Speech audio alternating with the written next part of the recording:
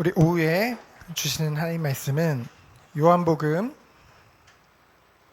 1장 9절부터 14절의 말씀입니다. 요한복음 1장 9절부터 14절 말씀을 우리 한 절씩 교독하도록 하겠습니다. 저부터 읽겠습니다. 참빛 곧 세상에 와서 각 사람에게 비추는 빛이 있었나니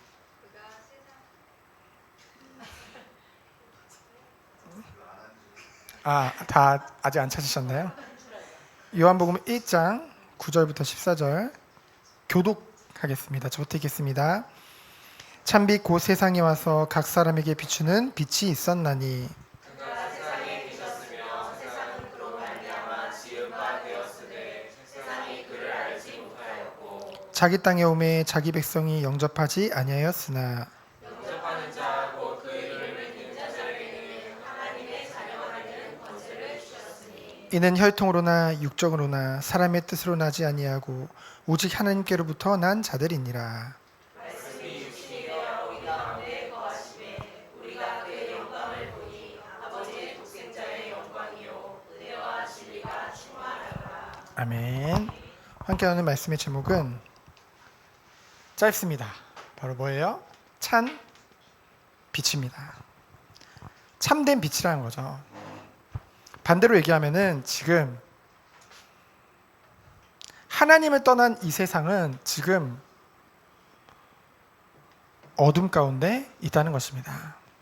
어둠을 없애는 방법은 뭔가요? 불을 켜면 되는 거죠.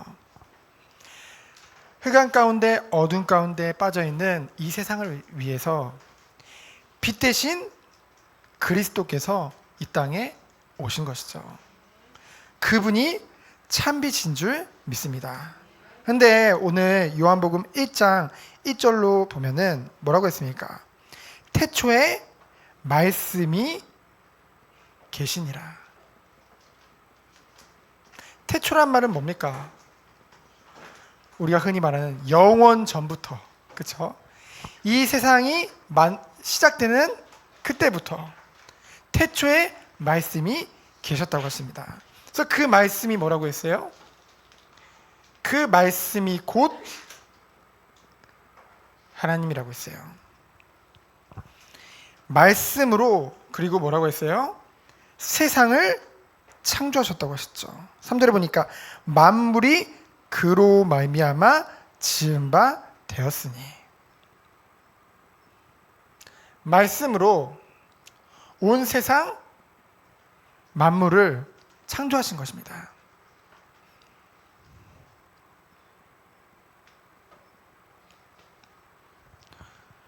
그 안에는 뭐가 있었다고 했어요? 4절에 보니까 그 안에 생명이 있었으니,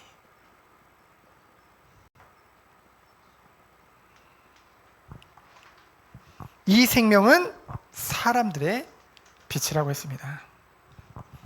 바로 하나님을 첫사람인 아담과 하와가 창세기 3장에 보니까 하나님을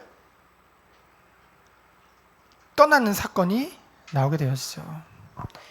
옛뱀, 곧 마귀라고 하는 사단이라고 하는 존재가 하나님의 말씀을 가지고 오히려 연약한 인간을 유혹했어요. 그렇죠? 그래서 인간이 하나님이 따먹지 말았던 선악과를 따먹은 거죠. 그것이 뭡니까? 죄입니다, 죄. 하나님의 말씀을 어긴 죄죠. 그래서 인간이 뭐라고 했어요? 완전히 영적으로 사망이 온 거예요. 영적인 사망. 영적으로 죽고 육의 눈만 밝았다고 했잖아요. 여러분, 인간이 짐승과 다른 점이 무엇입니까? 영적인 존재라는 거거든요. 그 영적인 존재가 완전히 파괴된 거예요. 그렇죠? 그래서 그때부터 영적으로 죽음뿐만이 아니라 육신의 죽음도 오게 되어진 것이죠. 스스로는 이 문제, 이 죄 가운데 절대로 빠져나올 수 없음을 아시고, 이 영적으로 완전히 죽은 우리들을 위해서 하나님이 이 땅에 오시겠다고 약속해 주신 것입니다. 그 언약이 바로 뭐예요? 우리가 너무나 잘 아는 창세기 3장 15절에 여자의 후손이 와서 뱀의 머리를 상하게 할 것이다. 그 말씀, 이 말씀을 이루려고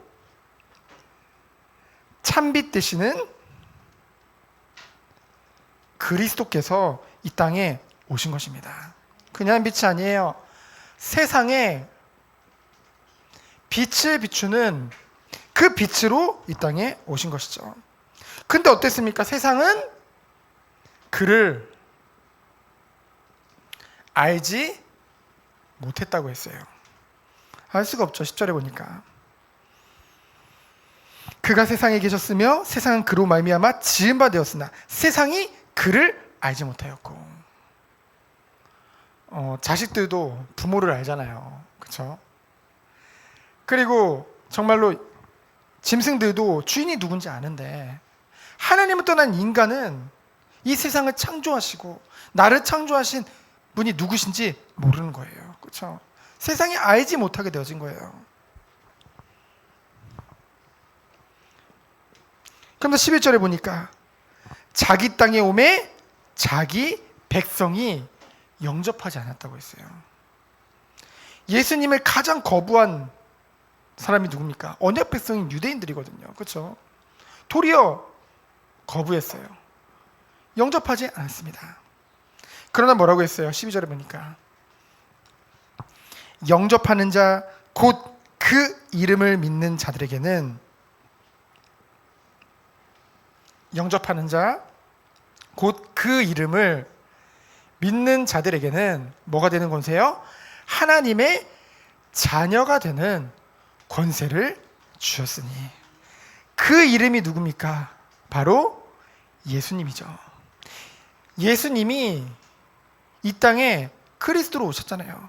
그 예수님을 믿고 영접할 때 마음으로 믿어 의에 이르고 입으로 시인하여 구원을 받는다고 했잖아요.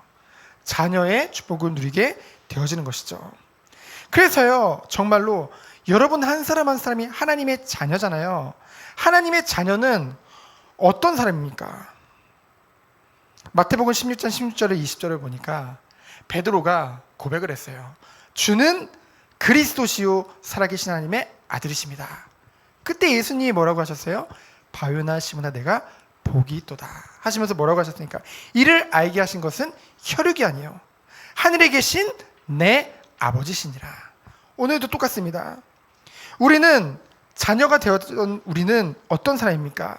13절에 보니까 이는 혈통으로나 육정으로나 사람의 뜻으로 나지 아니하고, 혈통으로나 육정으로나 사람의 뜻으로 나지 아니했다는 거죠.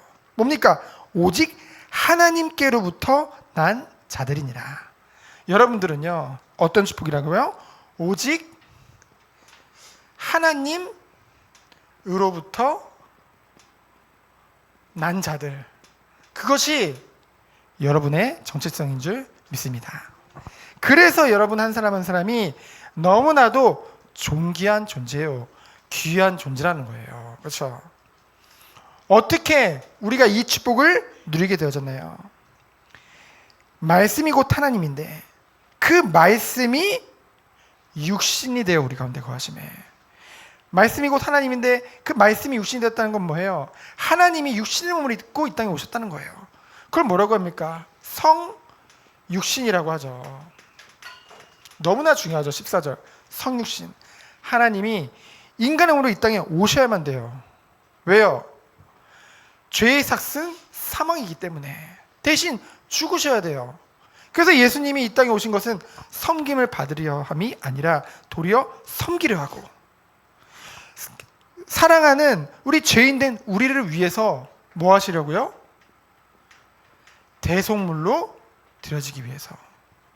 그래서 이 창세기 3장 15절의 언약대로 여자의 후손으로 이 땅에 오신 거예요. 누가요? 예수님이, 그리스도가 이 땅에 오신 것입니다. 그래서 뭡니까? 그 영광을 보니 아버지의 독생자의 영광이요 은혜와 진리가 충만하니라. 그 하나님을 묵상할 때, 그 은혜를 우리가 체험할 때 우리가 누릴 축복은 뭐예요? 오직 그 안에 이 모든 것이 하나님께 영광 돌려짐을, 그리고 또 그 안에 은혜와 하나님의 은혜와 영원한 그 진리가 가득 차 있는 것을 우리가 날마다 발견하게 된다는 것이죠. 그래서 우리는 다른 것이 아닙니다. 하나님의 자녀로 부름받은 우리들이 날마다 묵상하고 날마다 들어가야 될 것은 오직 예수 그리스도의 은혜인 줄 믿습니다. 그 안에서 뭐예요? 참된 나라는 정체성이 나오는 거예요. 그리고 오직 그리스도 안에서만 우리가 지금 우리라는 이 교회로 하나님이 모으셨잖아요. 공동체로. 이것에 대한 정체성 또한 나오는 것이죠. 우리가 왜 날마다 우리가 시간을 정해놓고 이렇게 함께 모여서 주 앞에 예배드리고 말씀으로 교제하고 왜 그러냐? 무엇을 위해서요? 이 그리스도의 그 풍성함을 함께 누리고 나누고 교제하기 위해서. 그리고 이것을 우리가 그냥 교제하고 끝내는 것이 아니라 이것을 통해서 뭐 하는 거예요? 세상에 우리 또한 세상의 빛으로, 그리고 세상의 소금으로 하나님의 심부름을 하는 사람들로 우리를 부르신 것입니다. 그래서 빛의 전달자요, 그리스도를 선전하는, 선포하는 자로 우리들을 불러주신 것이죠. 그래서 우리들을 매일 교회에만 모아둔 것이 아니라 우리에게 각자의 현장을 허락하신 것입니다. 그 현장에서 무슨 축복 누리라고요? 우리가 이 응답 누리라고요. 오직 성령이 너에게 임하시면 너희가 권능 받고 땅끝까지 증인되라고 하셨잖아요. 우리가 가서 어떤 축복을 누린 거예요? 증인의 축복을 누리는 것인 줄 믿습니다. 그래서 한 주간도 이 말씀을 언약으로 붙잡고 하나님이 원하시는 응답 속에 들어가는 우리 모든 성도님 되어지기를 예수 그리스도 이름으로 축원드립니다. 이 시간 기도합니다. 하나님 감사합니다.